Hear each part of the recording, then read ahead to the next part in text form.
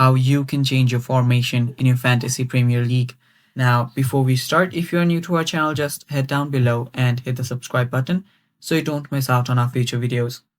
Also, press the bell icon so you get notified when we release our new videos.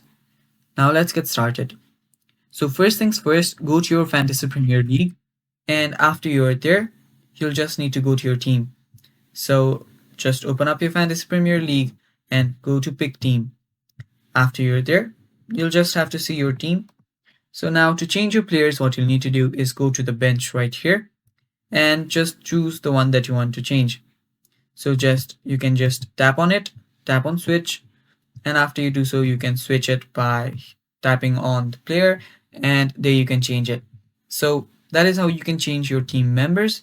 And yeah, that is basically it, guys. That is all for the video too. Thank you for watching. That is all for the video. Stay tuned for more, and bye bye. Take care.